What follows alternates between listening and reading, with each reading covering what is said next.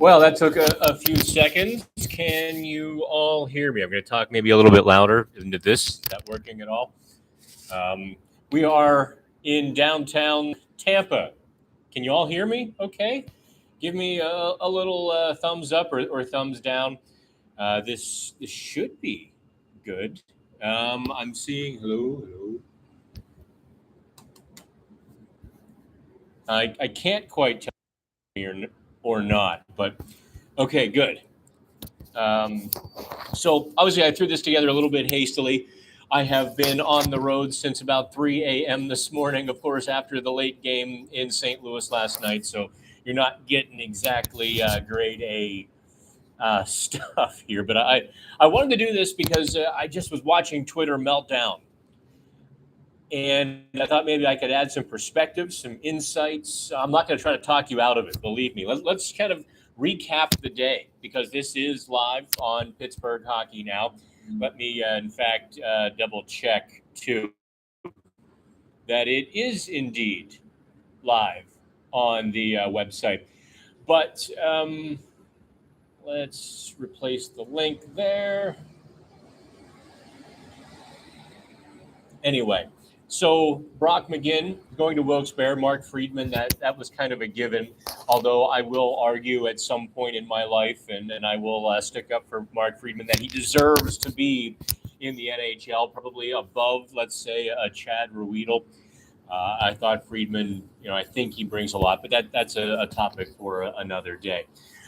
McGinn will be assigned to the Wilkes-Barre Penguins. So with losing Kapanen, putting Friedman in the minors, and then putting McGinn in the minors, the Penguins are up to and trading Teddy Bluger for a third-round pick to the Vegas Golden Knights. I suppose that's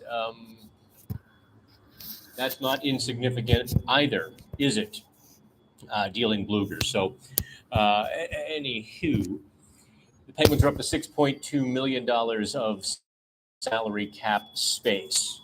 Now, I know what you're all thinking, because Jeff Chicken was already off the market, or at least he was getting off the market as the Penguins were accruing the salary cap space. You start thinking Brock Besser, you start thinking JT Miller, you start thinking Tyler Bertuzzi. I thought I made a pretty good case for Bertuzzi early this morning. Actually, I published that story just wheels up out of Dulles on the way down here to you can go ahead and comment there on the left as well. I will read those. You were in Nashville. Did I? No, I didn't. No. Dave was in Nashville. Yeah, I guess it was a late game. Wait, is it? Yeah, Nashville last night. See what I mean about no sleep? All of the games start to become a gelatinous mass. But let's see here. So they're up to 6.2 million. You're thinking Brock Besser. You're thinking JT Miller. You're thinking Tyler Bertuzzi. And I know the disappointment when you don't get one of the big names.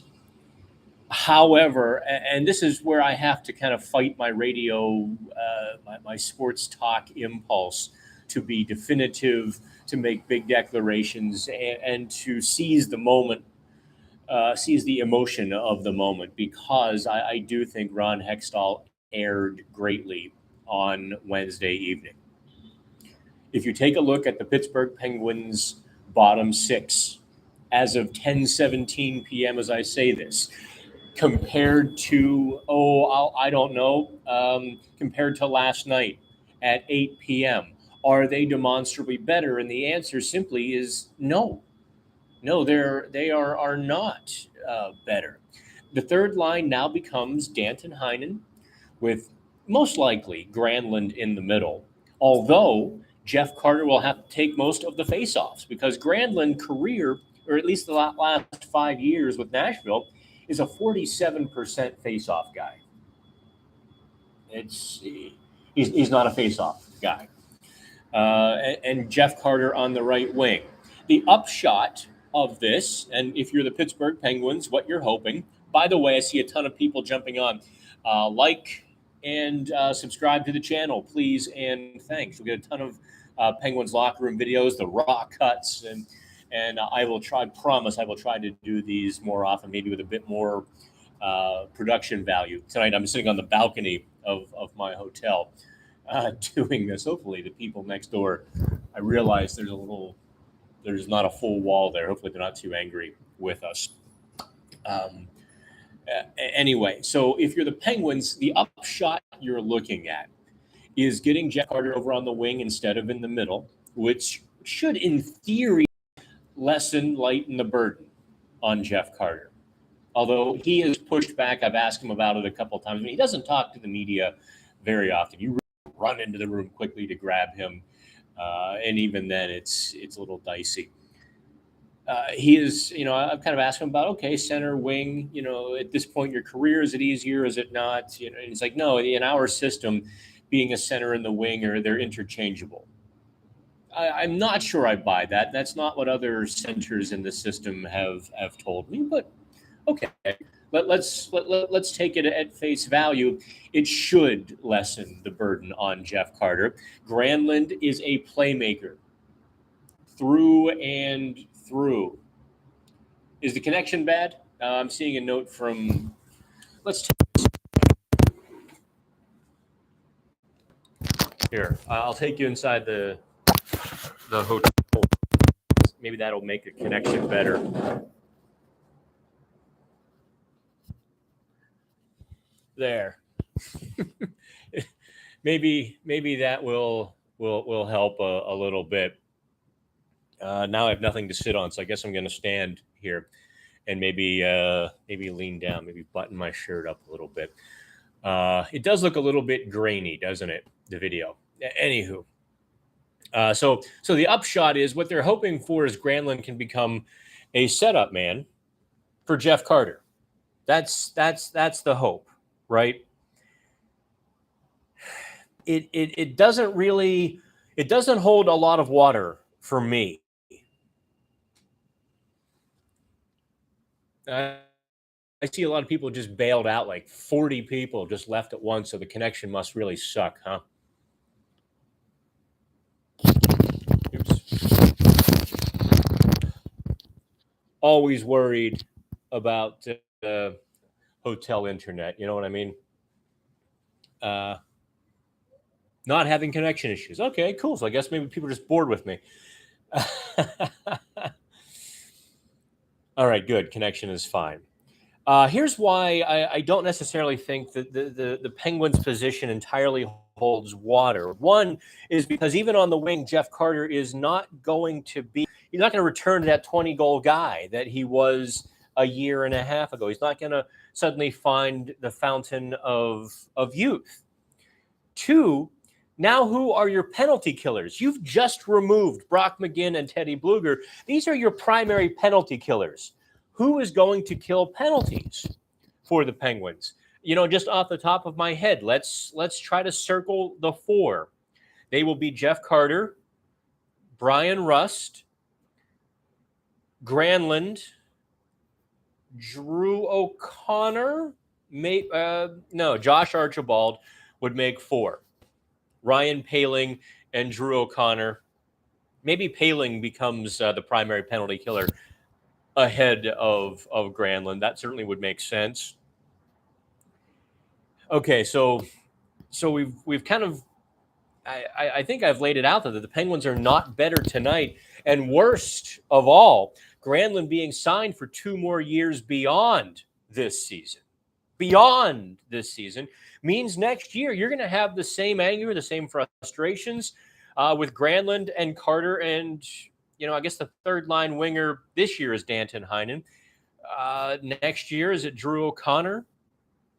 I don't know. It's a little bit brutal, quite frankly.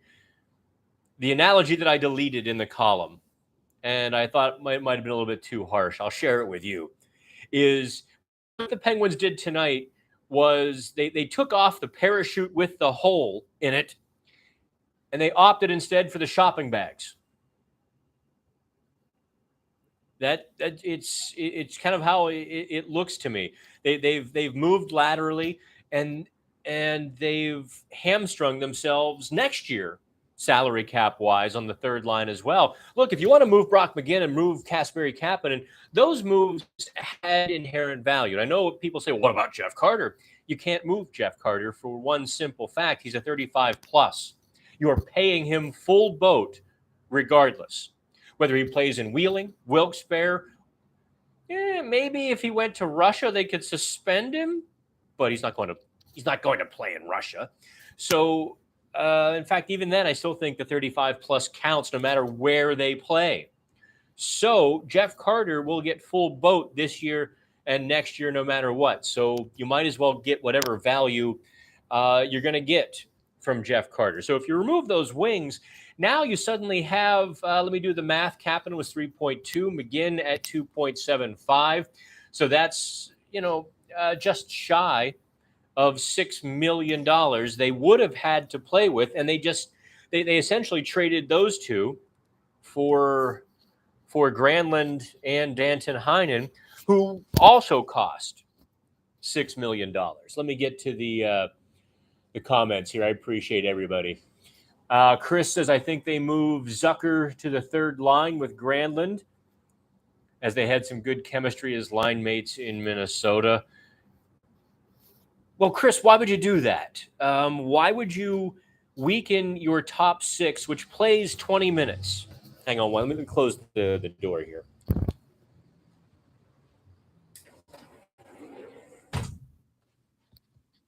By the way, a little shout out. Here's how crazy my travel day was. I realized I forgot to book a hotel in Tampa Bay. I didn't click confirm a month ago. And so when I pulled up my little myhotels.com account to see where I was staying or my American Express, there was no Tampa Bay hotel.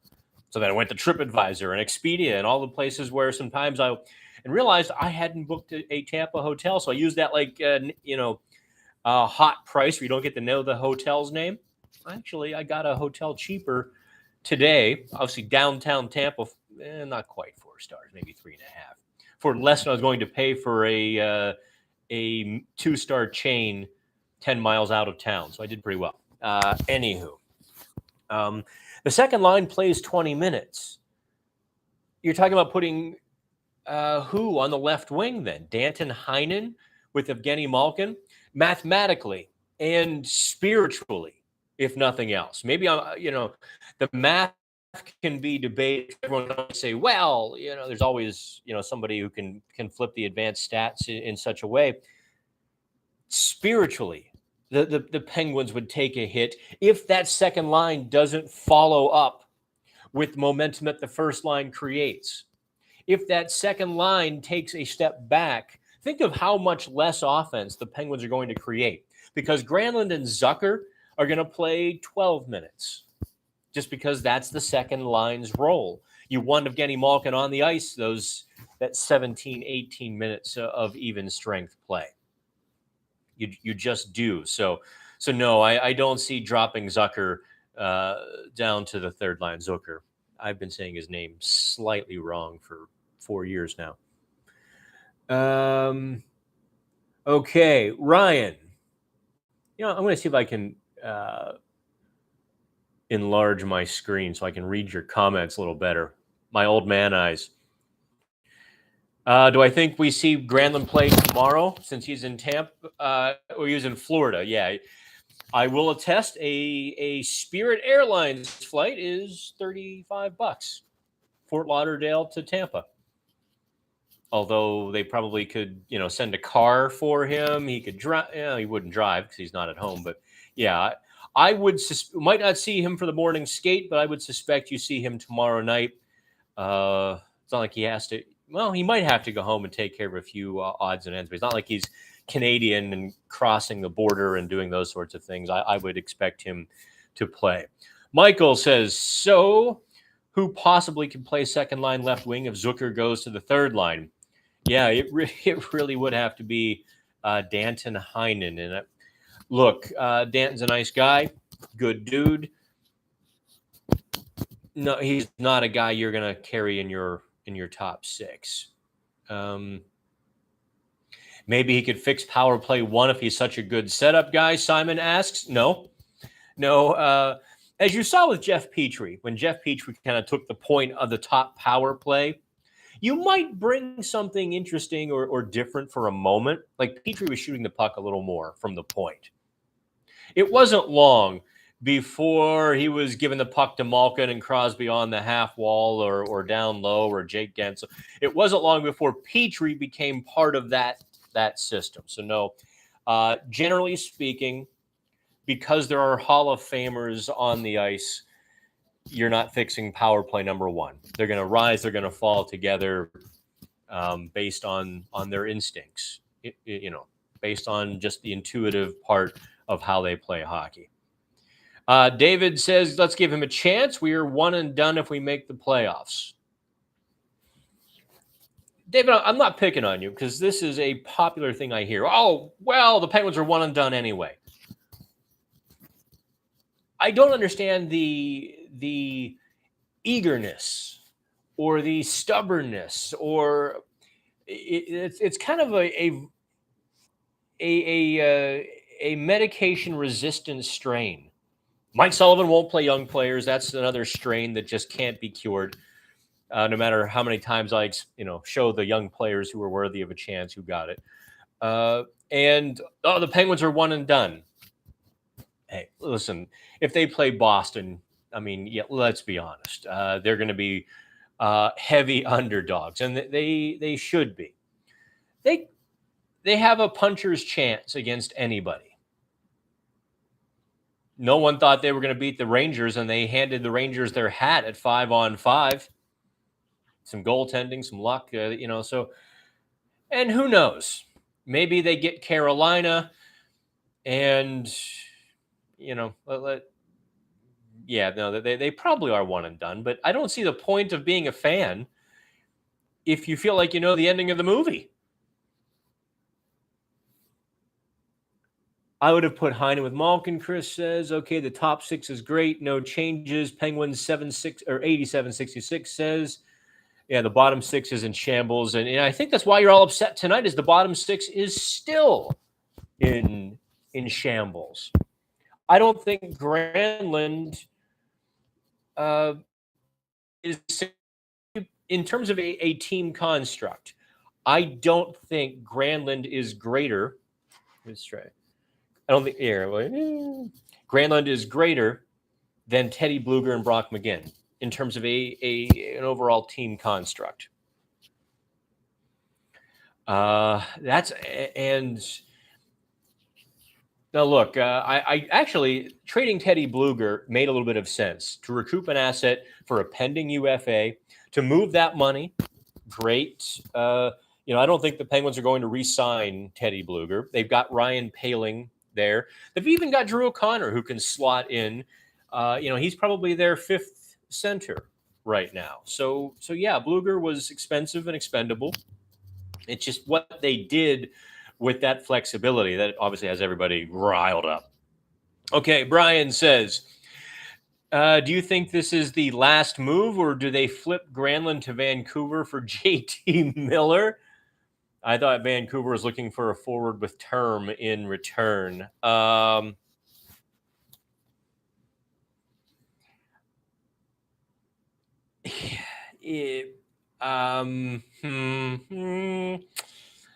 Yeah, I know you want JT Miller. If you're Vancouver, I mean, what are you doing taking Michael Granlund for JT Miller? Granlund and a first for JT Miller. Would you do it? I think. But no, I don't think it happens. How's that? It's almost too fantastical to spend. Yeah, I think Vancouver will actually would get more. Penguins' number one pick and Granlund. I maybe we're being a little hard on Granlund. I mean, he is he had 60 points last year, but everything went sideways on him this year. I mean, look, he's playing top line left wing. He has 36 points in 58 games despite top-line duty. He's only got 9 goals. His possession stats are below 50%. His scoring chances are about 50%. But in terms of the Penguins system, he's not a speedy, gritty guy. He's going to bring that excitement, bring that energy, which is what they really needed on the third line, isn't it?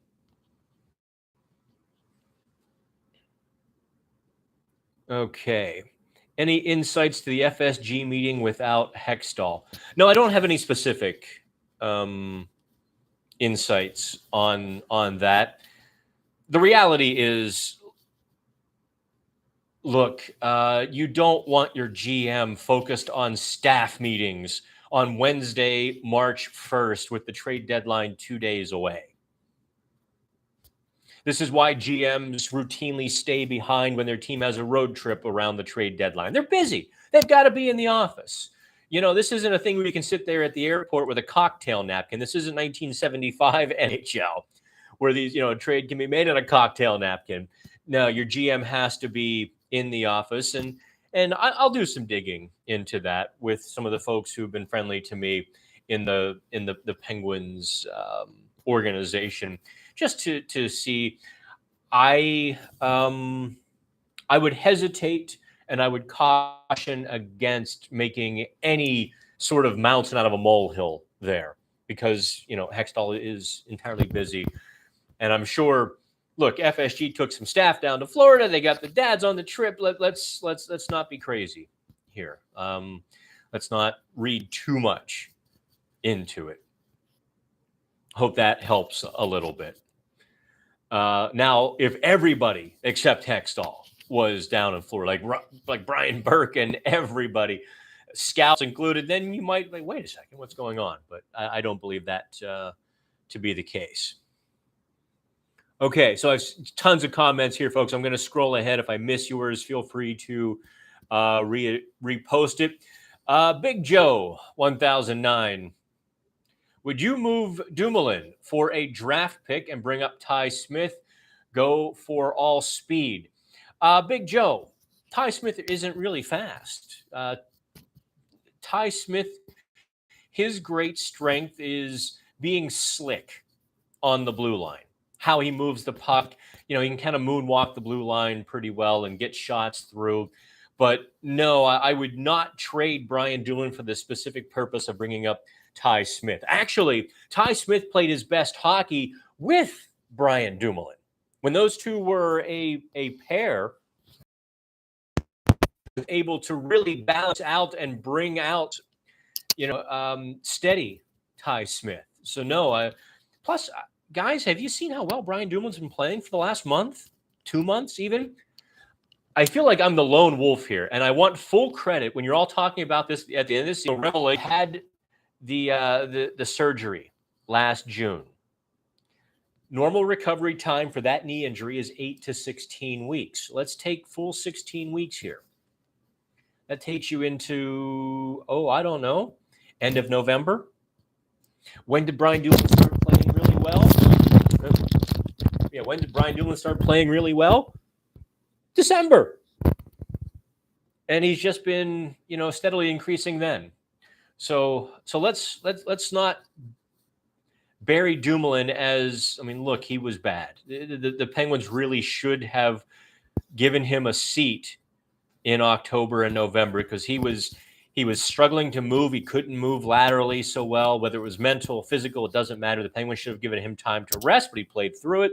Here we are. He's just fine. Consider Brian Dumoulin the Penguins' rental.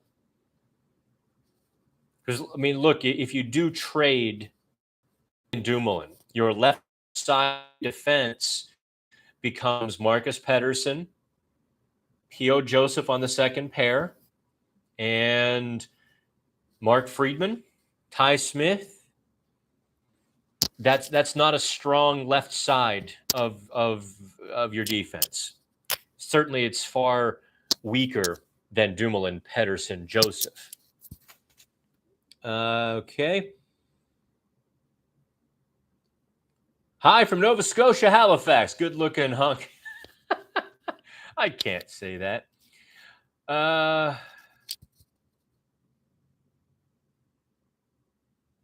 Okay. I read the wrong one there. You let the wrong ones out, or you let the right ones out, let the wrong ones in. The angel of mercy, see me for all my sins. Is there a softer team in the East? Hextall should be fired. Yeah, there are softer teams. Detroit. Buffalo isn't exactly a hard team to play against. Well, I can't say Florida because of Kachuk, and if Hornquist were healthy, Radko Gudas, etc. Yeah, so I'd say Penguins are third from the bottom. How's that? McGinn stayed at my guest house last summer in California. Jesus, I keep getting suckered by that. Stop putting Michael Thompson. We were all okay with punting on this year. I don't know that is true. With Dumo, Bluger, and Kapanen contracts coming off the books. Kapanen's contract wasn't coming off the books, by the way, Michael, but I guess if you count the waivers. We could replace Dumo with Smith. No, you can't. Then use all that money to retool the bottom six. That has some merit. But look, you all really overestimate the kids in Wilkes-Barre, Ty Smith included. And I get why, because there's no baggage. They haven't hurt you. They haven't disappointed you. You haven't seen them completely implode, miss a guy in an important situation, make a over 3-4 nights in a row. You haven't seen all of this. So that familiarity, which breeds contempt, is in fact not there for you. And so there's a fresh slate and the sky is the limit. But let's pump the brakes on these guys. I assure you, if Ty Smith were, better than, or if he were as good as you all think he is in the NHL lineup, but it's just not quite the case. He's probably, I did see a lot of good things, but I'll tell you what. I asked Mike Sullivan when Ty Smith was up here specifically about Dumoulin and Smith. And you can always kind of read Sullivan's indirect answers. He's never going to toss his player under the bus. Rare circumstance. I can think of maybe 2 or 3 times in the last 5 years in which Sullivan has in fact done that. I asked Sullivan about Smith and Dumoulin if he found something, and what about Ty Smith? And Sullivan really veered to Dumoulin and said, well, okay, yeah, Smith is he's coming along. It's true, because then, like, literally the very next game, Smith imploded against the Ottawa Senators. Was kind of brutal. He was turning, the wrong way, going after the puck in the high zone instead of reverting low, missing his man. Just, the wires were crossed, and did it again, and that was kind of the end of his moment. So he has to become smarter defensively, consistently. Pens are Charmin soft, says Chris Perel. Carter has a no movement clause, can't be waived. That is correct. Logan, do you think that $1 million will be useful to call up Nylander for a look? Y'all kill me with this look stuff. Do you think they haven't looked? Do you think they just pick up the morning newspaper and to see what Wilkes-Barre did last night? Look at the box score. Oh, Nylander had a goal. He must be playing pretty well. We should call him up for a look. They are all over this video that you will never see from all angles. Scouts, their own people watching intently, game in, game out, shift in, shift out, practices. They even, they are on top of this. And I happened to watch a few of Nylander's most recent goals. And he's putting up big numbers. but he's not dominating the competition down there. And to put a guy in the middle six of the Pittsburgh Penguins, you want to see him kind of be an unstoppable, to play much better hockey, stronger hockey, inside the dots, strong on the puck, strong on the puck, strong on the wall, ridiculously great shot where he can be a sniper. Nylander kind of falls short of all that. He might well get a cup of coffee if there are, additional injuries. But no, their games are not well rounded enough. They're not NHL players, and that's not to say they can't get there. Puustinen probably has a better chance than Nylander at this point. Nylander's 24. He's been with several organizations and given NHL chances. He was given some chances maybe that he didn't earn because he was 7th or 8th overall, drafted 7th or 8th overall. So, again, that lack of familiarity hasn't yet bred the contempt, right? Do you think Sullivan was in on any part of the Granlund decision? Maybe he has a plan for him, if so. That's interesting. I'm going to call your attention. I wrote this a week ago when the Penguins, it would have been last Friday that I wrote this, Friday afternoon, that it was very odd to me that Mike Sullivan answered the question about Kasperi Kapanen as he did after practice. Sullivan said specifically that Hextall told him right before practice, not, in the morning. He said, right before practice, Hexy let me know that Cappy wouldn't be available. Later today, he's going through waivers. The head coach didn't know it was coming until right before practice. That was odd. And Sullivan said, I don't want to put words in Hexy's mouth. I don't want to speak for Hexy. So if you're asking me if Mike Sullivan was involved in the trade, I would probably say no. That dovetails with what how do I want to describe the source? I can't give you too much, but let's call it a tangential source to the Penguins organization. Somebody who's close to everybody. Somebody who, certainly their bona fides are unquestioned. And I'll stop there. Told us, what's today? Today's Wednesday, so it would have been Monday. That, what I noticed in that press conference was in fact true.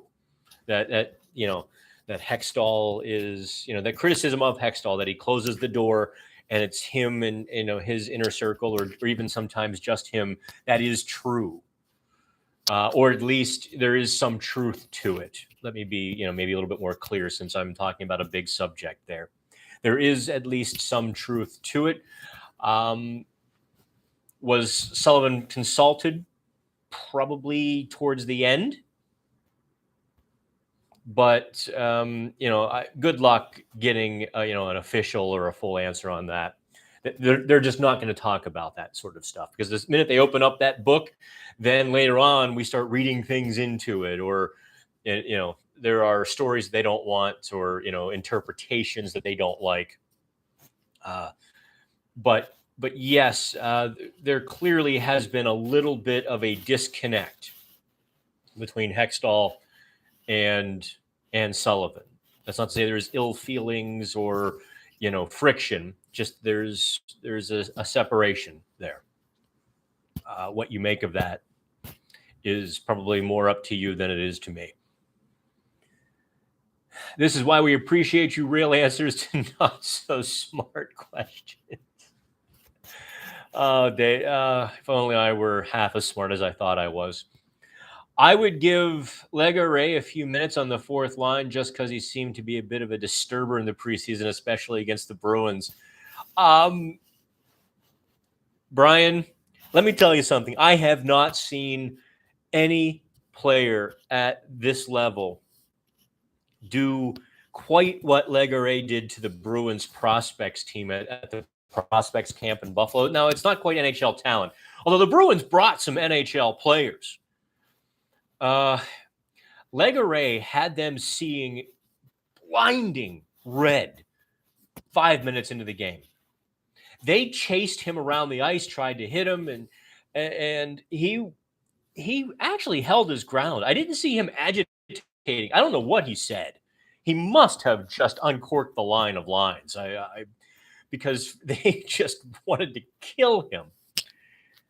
Having said that, and I like talking to Legaré. He's a fun guy. I root for him in a sense because that shot, my God, that shot takes paint off the post. He's still he's still heavy foot. He's still heavy of foot. I don't think he's quick enough to play in the NHL a defensive role where you have to sometimes defend top lines or keep up. I think he needs to continue progressing in that.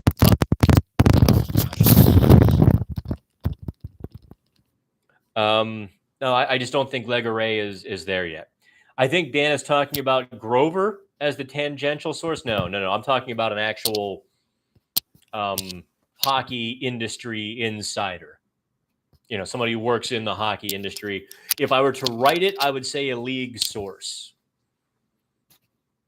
I hope that clears it up. I don't want people thinking Grover told me something that he wouldn't report himself. No. Wasn't Bobby. This was a league source with direct knowledge of how the Penguins operate and the people within the structure. And, also direct knowledge of how other organizations work and have worked for a long time. Take it for what you will.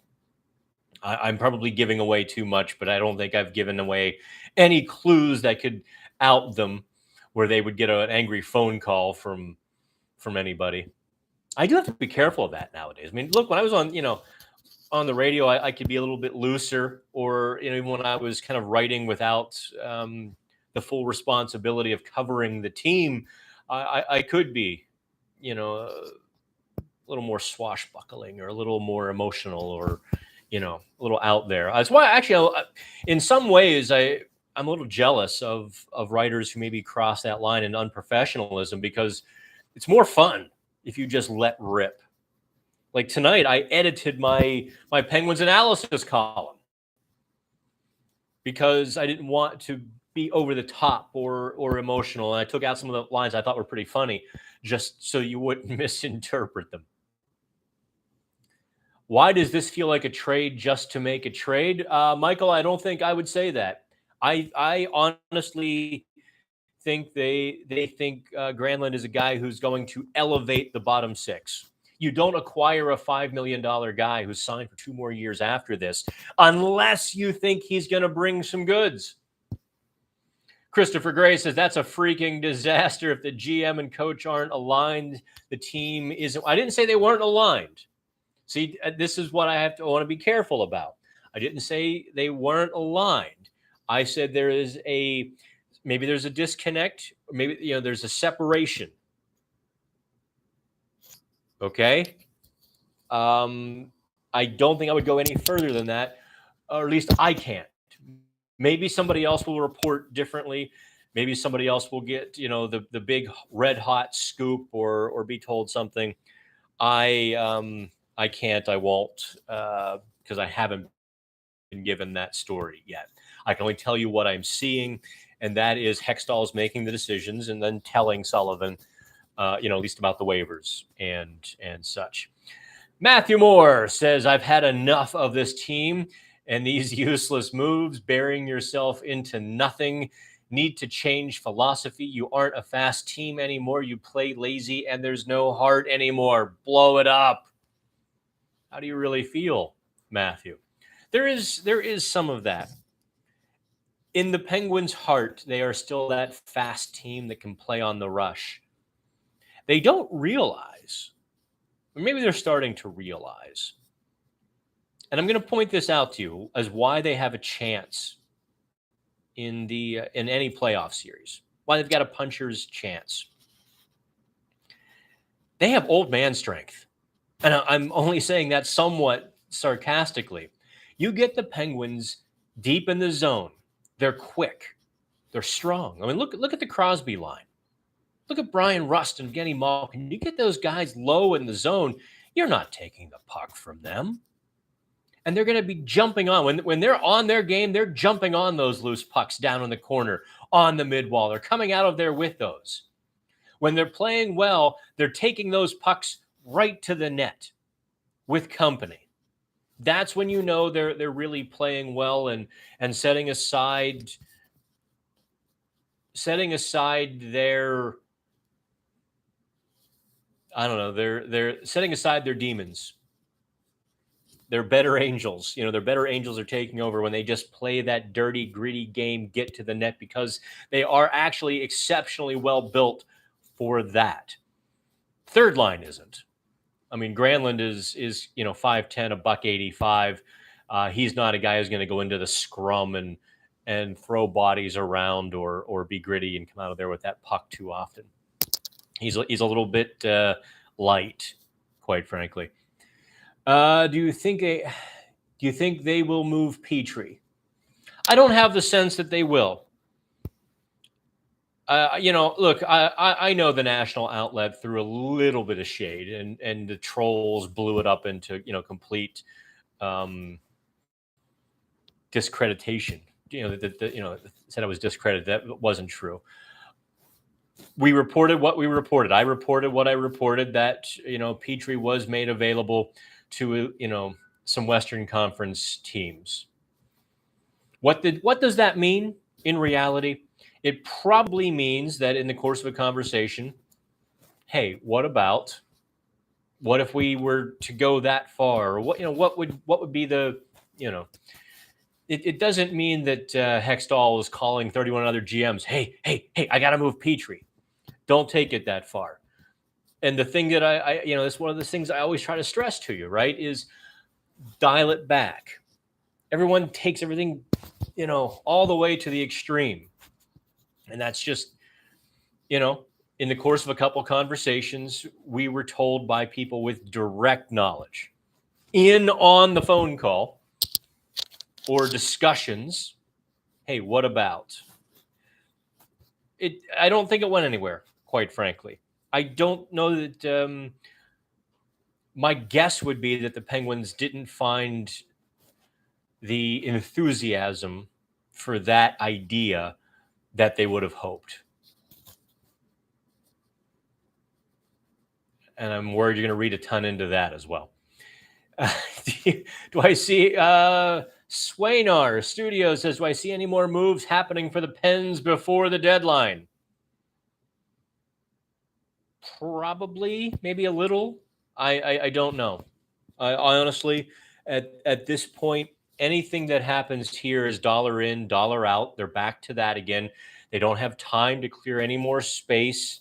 If they put another player on waivers Thursday, that player would clear Friday at 2 p.m. I guess they would have an hour. And with the chaos that trade deadline brings, that's just not going to. So really, they have 1.1 million. They probably do call up Puustinen. Maybe they call up Nylander for a hot minute. But don't expect those guys to be the savior of their bottom six. Don't put that pressure on them. Let's see here. Jesse Marshall showed how Granlund isn't the best forechecker, which is how I was connecting what you mentioned with what else I read on Coach GM. Okay. Boy, Jesse's already into the game footage. I will say this. I don't think Nashville's a great forechecking team. So I'm always a little hesitant to take anything more than physical skills when you transfer a player from team to team, but that's certainly not an encouraging sign, is it? We certainly are past the point of where we are making moves with an eye to really chasing the cup. I don't know, Derek McEachran. I mean, look, if there would be no reason to make this trade tonight unless they thought it made them better. They could have sat on the money. They could have acquired, a bargain binner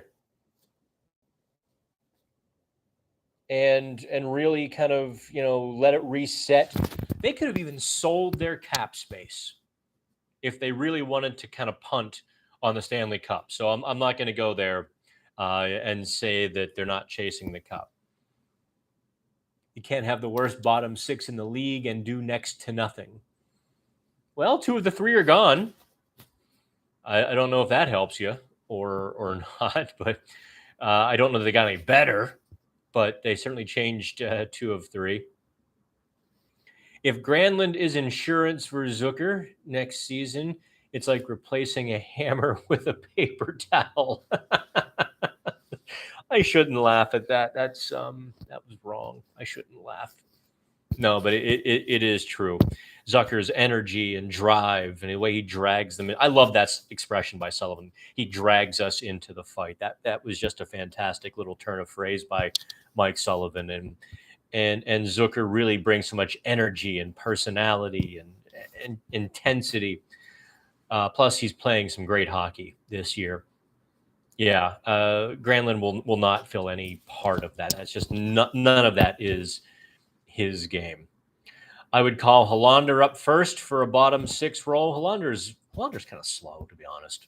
I'm just being honest with you.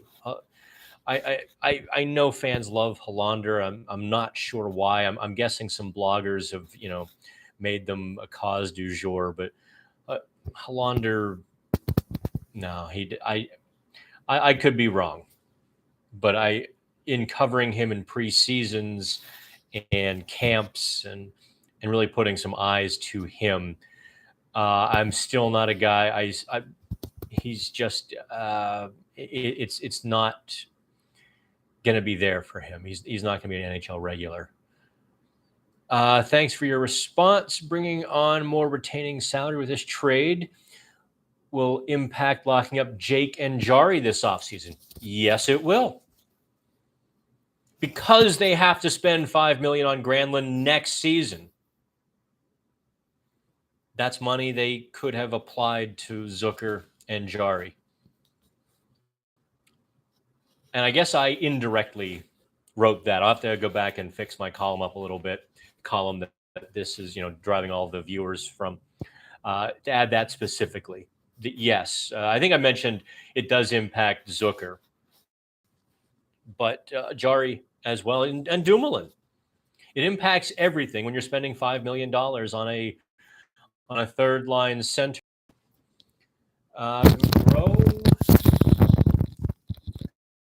McCann, Rodriguez, Czar, Bluger, and Tanev. You know what? Not great on paper, but that bottom six was damned good. That bottom six shut teams down. And the Penguins, lost one game when they led after two with that bottom six? Right? And they've given up 8. They've lost 8 games this year when leading after 2. That's directly on the bottom six. That's the bottom six's role all day long. You can't chase a cup if you haven't won a series. This seems like a gamble, which, in my humble opinion, all they can do at this point. Same with Jari's health. Do you think there might have been better gambles available? Sure. But more expensive gambles too. This only cost the Penguins a second-round pick, which I think was probably the selling point.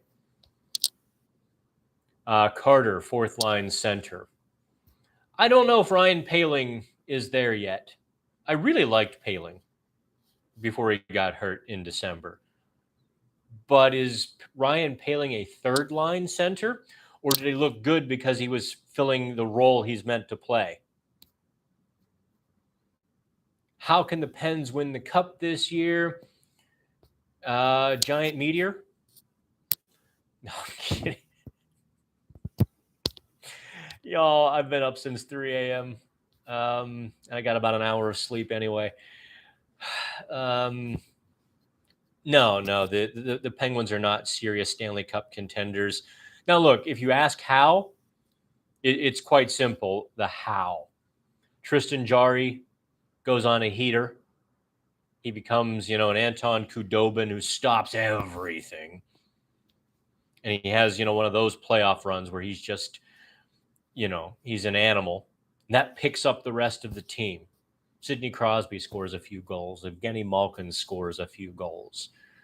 And all of a sudden, people start believing. A 6-foot player starts playing like they're 7 feet tall. They get a half step quicker on the forecheck. The hits get a little harder that they deliver. They deliver a few more hits.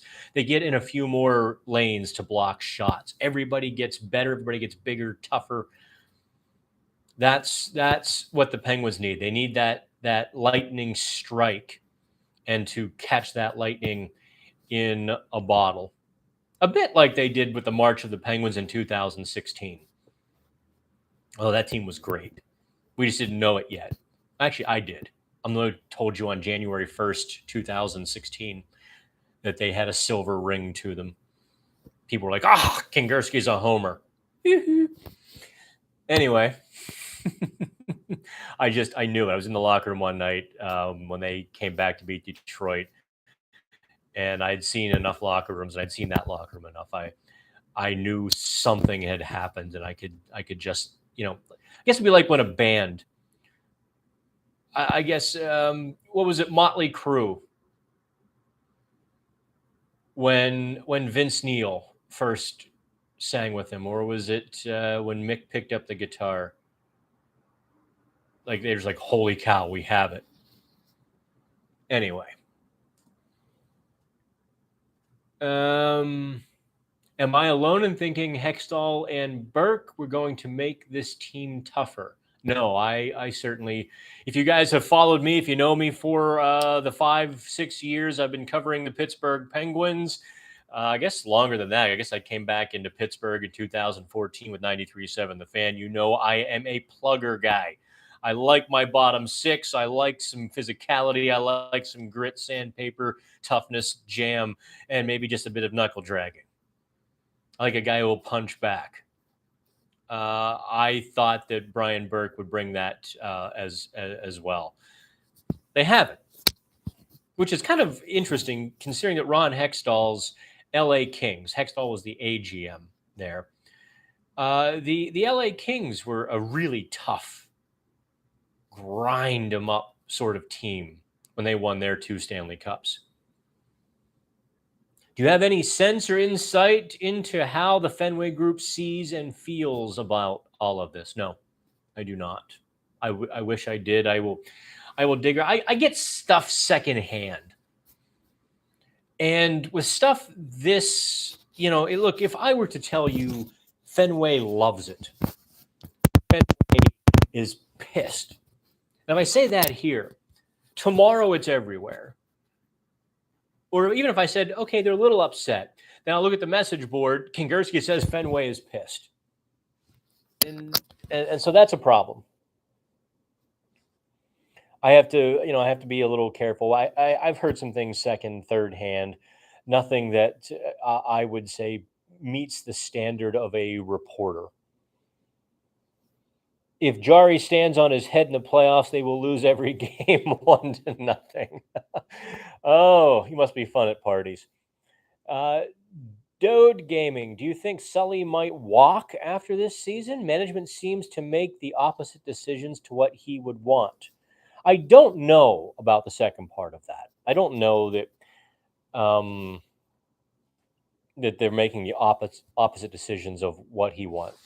I know the report you're kind of indirectly referring to. I don't know that. You never know when a coach says this is no longer the right situation for me. Would Sullivan walk away from what he's got? What after this year? 4 more years or 5 more years?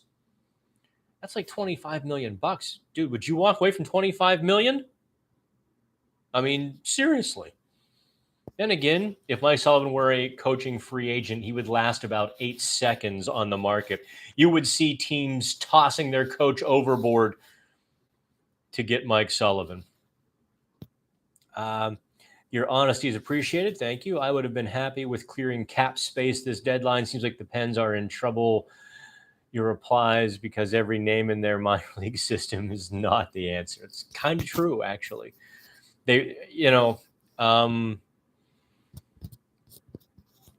Rust, 3rd round pick. Tristan Jarry, 2nd round pick. Teddy Bluger, 2nd round pick. Jake Gensel, 3rd round pick. Who am I missing? Drew O'Connor, college free agent. Josh Archibald, a 6th round pick. All of those guys. I mean, look, when was the last time the Penguins hit on a draft pick? I mean, they got absolutely. I don't think they. The 2017 class should have been making its debut last year and this year. Instead, they got 0 professional games. I know it's 0 NHL games. It might even be 0 professional. I have to look it up. But that was the Clayton Phillips draft.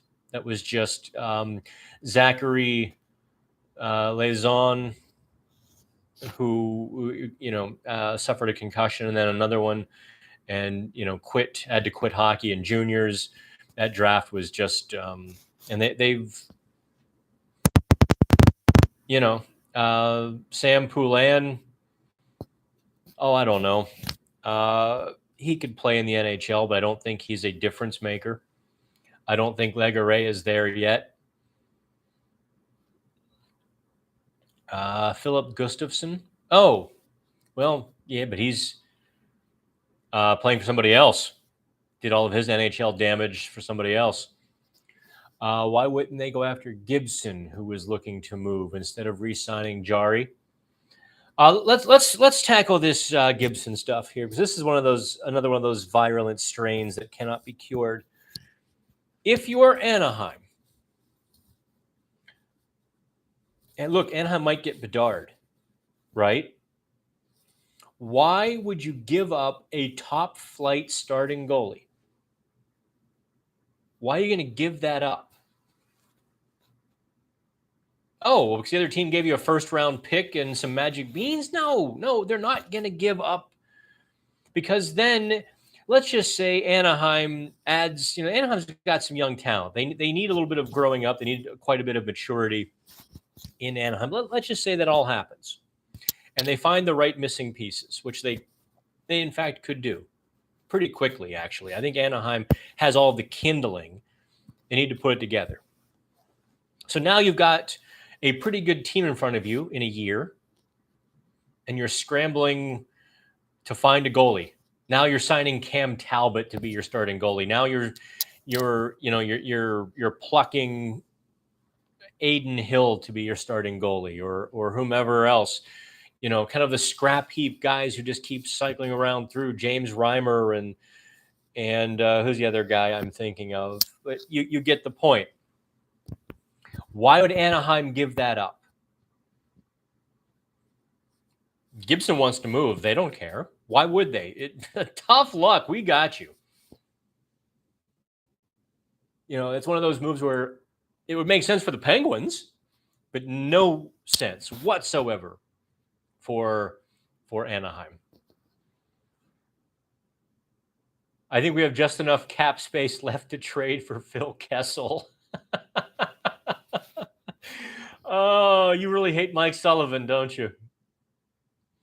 Pens suck at drafting. Last good pick was Mata. That was 2012, right?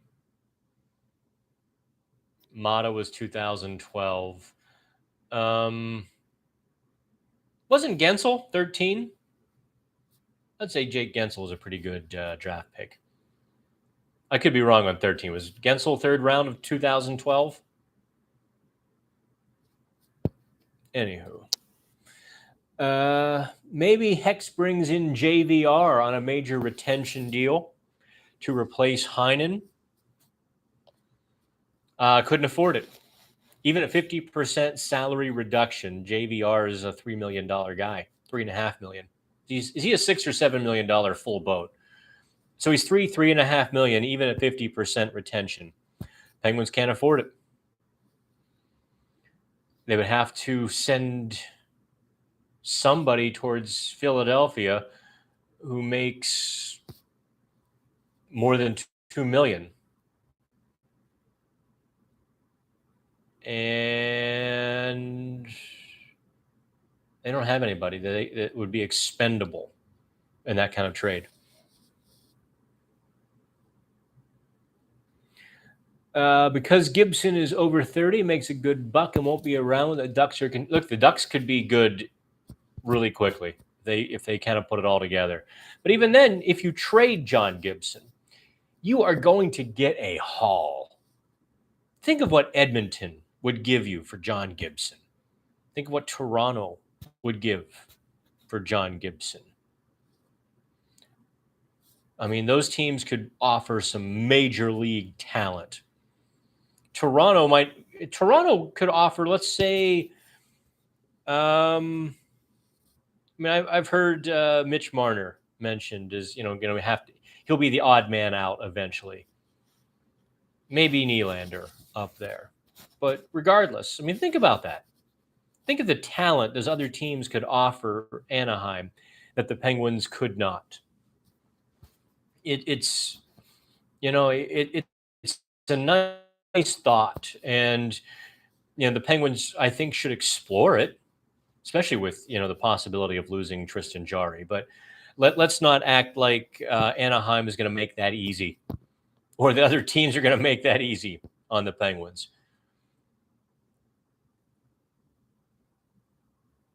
This is fascinating. Definitely not an Uncle Jim style deadline. No, this is not. 2013 was Gensel. Okay. And JVR is $7 million. So yeah, it's $3.5 million. Penguins would need to trade somebody, trade out $2.4 million. I couldn't think of a way that they would get better adding JVR and losing Marcus Pettersson or Brian Dumoulin even. They would not be better off. If we get Kessel back, can we confirm that Hextall is trying to sabotage Sullivan? If they traded for Phil Kessel, you might have some more ammo to say the Hextall is just screwing with them now.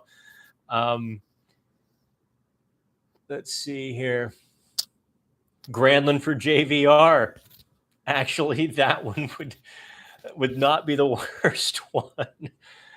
We should wrap up here. I'm getting a little punch drunk, aren't I? Let's see here. Ray, if Gibson is so valuable now, then why not strike now? Because they're going to want the value back. That's why. They're not going to make it easy on you, Ray. They're going to want a king's ransom. And other teams can offer that king's ransom. The Pittsburgh Penguins cannot. Okay. Steve says, just for the hell of it, doesn't Kane prove that some players can kind of force teams' hand in their destination? Well, yeah, because Patrick Kane had full control over that. Gibson doesn't. Kane more or less said to Chicago, I'm going to the Rangers. This is actually Patrick Kane is very much Jerome McGinley part 2. Remember, McGinley kind of had that. McGinley gave him a few teams, but then at the end said, look, guys, I really want Pittsburgh. And Calgary made it happen. Pens blew it on Chychrun. He was a steal. He's the kind of player who allows a team to rebuild on the fly. Chychrun is good. I think the media, I think my colleagues up north, because Chychrun has been on the trade block for so long, have hyped him into a Hall of Famer. And that's not necessarily the case. Marner, not a chance. There has been some talk of that. I certainly wouldn't give him up. Yeah, you're right, though. Nylander is the far more probable odd man out. But there again, great player who could be on his way out for a goalie. First and Carter for Gibson should get the job done. Not a bloody chance. No way in hell does that get it done. No, that's not even in the ballpark. Anaheim might hang up on you. Okay, so kids, I've done more than an hour. It is after 11 o'clock. And as you can see, lovely Tampa Bay behind me. Hey, Dan, could they move? Here's the last one from Keith. Could they move Granlund to center and Carter to wing? Yes, I think that is the plan. How is Granlund on faceoffs? He's terrible. He's 47%. Come on, Keith, read my story that's on Pittsburgh Hockey Now right now. Kids, I appreciate y'all. This has been an absolute blast. I should have bought some wine at the convenience store and kicked back, but I gave up the alcohol for the whole Lent thing. Okay, more questions coming in. Okay, you're all piling in, so I'm gonna answer these here before I go. By the way, I'll tell you what, I've got my Danny Potash turned me onto these pants, these Lululemon pants. They look like dress pants. My God, are they comfortable? I've been just walking around all day, walking around in 85-degree weather like they're shorts. Fantastic. I mean, don't get me wrong. They cost your firstborn over $100 for pants. I'm not going to exactly buy a closet full of these things, but if you're so inclined, they really are comfortable. My God. See you at the parade. Everyone thanking me. Okay, thanks. Yeah, you all are welcome. I really do appreciate you, and I hope you realize that all of this insane work that we do and the crazy amount of money that we spend to be on the road and cover this team, it is for you, and we're trying to build something that lasts. And you certainly have been kind and gracious and giving, and for that I have a lot of gratitude to all of you for hopping on tonight, but also reading Pittsburgh Hockey. We had over 1 million readers for just hockey in February, which is just mind-blowing. But thank you all. Dan Potash has a giant. Oh, be nice, guys. Danny's awesome. Have a good night.